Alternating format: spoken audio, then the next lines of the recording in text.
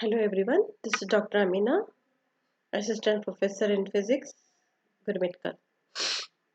Today let's have the introduction regarding the thermodynamics as we are dealing with the thermodynamics.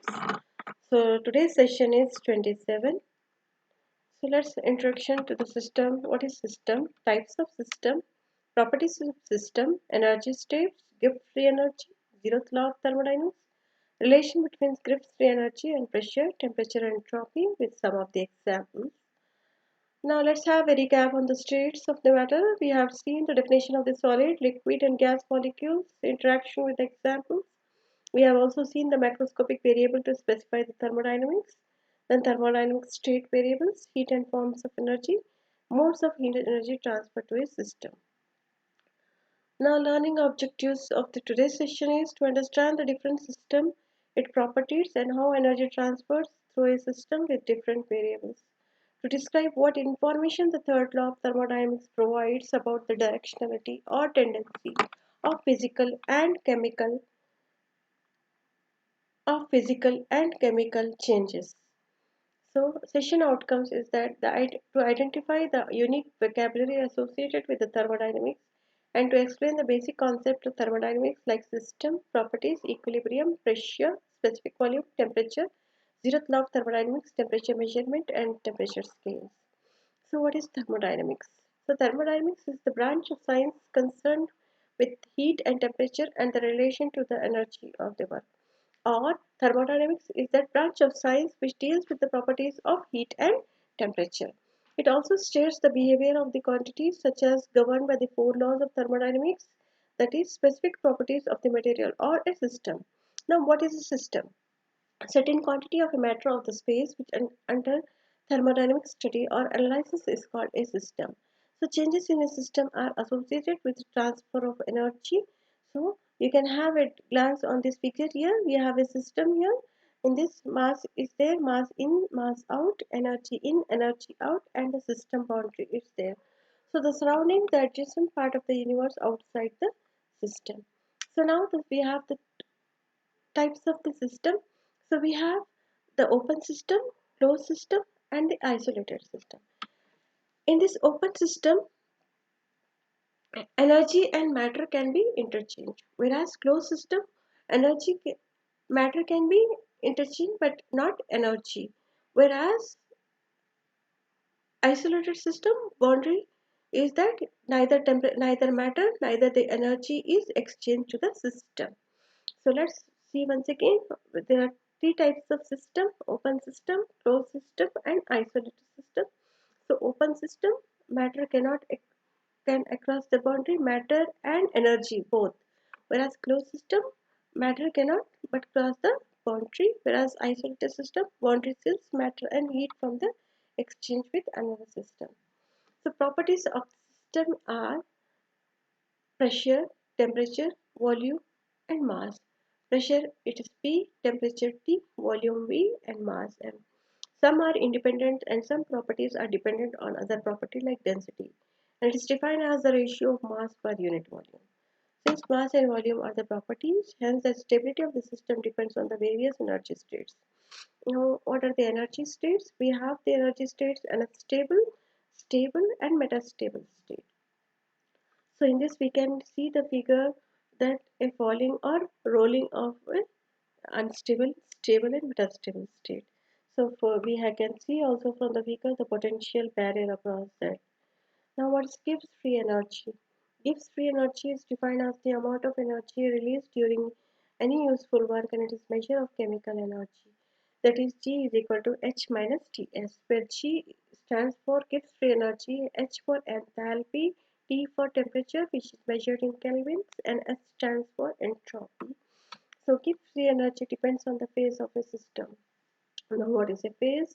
A phase is a mechanical separable portion of a system, for example solid, liquid and vapor. Now solid phase has the lowest energy, therefore it takes longer time of reaction. So we have liquid phase. So it has a moderate energy level and ease diffusibility results at lower time period of the reaction. Whereas vapor phase has the highest energy level, therefore easily reacts. Now what is a reaction? Some exchange in the nature or types of phases in a system reactions are written in the form that is reactants is equal to products. Next,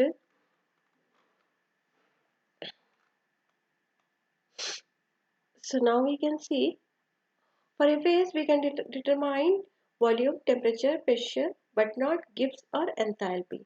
We can only determine changes in Gibbs, free energy or enthalpy as we change some other parameters of the system. For example, measure the change in enthalpy for a reaction of calorimeter. The heat given off or absorbed or a reaction proceeds. For other temperatures and pressures, we can use the equation dG is equal to VdP minus SdT.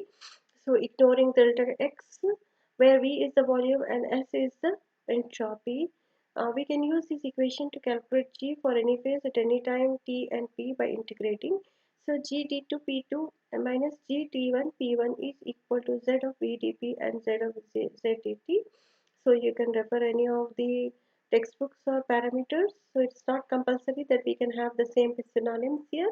So if V and S are constants, our equation reduces to G T2 P2 minus G T1 P1 is equal to V of P2 minus P1 minus S of T2 minus T1. Now what is the zeroth law of thermodynamics? Zeroth law of thermodynamics states that if two bodies A and B are in thermal equilibrium, the third body must also be in thermal equilibrium to each other. Or by replacing the third body with a thermometer, the zeroth law can be restated as two bodies are in thermal equilibrium if both have the same temperature even they are not in contact. So you can have the figure here A, B, C. Therefore, A and C are in thermal equilibrium. If they were brought into contact, there would be no net heat transfer. Now we have the glance on the graph, free energy versus temperature. So dG is equal to VdP minus SdT at a constant pressure. So entropy must be positive for the Gibbs phase decreases as T increases. Now there is a question here, would the slope for the liquid be steeper or shallower than that for the solid? Now free energy versus temperature also we have the graph. So we can see the relationship between the Gibbs free energy and the temperature for the solid and liquid forms of substance at a constant temperature in the equilibrium state. So we can have a slope from this graph, that is slope is equal to G in the liquid state and in the solid state, since S solid is less than S liquid. So we can have a point solid more stable than liquid at lower temperature, whereas liquid is more stable than solid at higher temperature. So we can determine the slope. So how we can determine the slope is equal to dou P divided by dou T is equal to minus S, or slope is S must be less than slope L. Therefore, we can attain at equilibrium. So how we can attain the equilibrium is minus G of liquid is equal to G of solid. Let's have the relationship between the Gibbs free energy and the pressure. So we have a graph against G phase versus pressure. So also we can see the relationship between the Gibbs free energy and pressure for the solid and liquid forms of the substance at a constant temperature, which indicates that P is equal to the at equilibrium pressure. So you can see G liquid phase as well as G solid phase. Now let's have the summary. Let's have the glance on this. So G, the Gibbs free energy is a measure of relative chemical stability for a phase. So one can determine G for any phase by measuring H and S. What is H? Enthalpy, and S entropy for the reaction creating the phase from the elements. We can then determine G at any T and P mathematically. Most accurate if you want to know how V and S vary with P and T. P stands for pressure and T temperature, that is we can take dV divided by dP, which is the coefficient of isothermal compressibility. Therefore ds by dt is the heat compressibility. Now we have the multiple choice questions, so you can refer it. Thank you.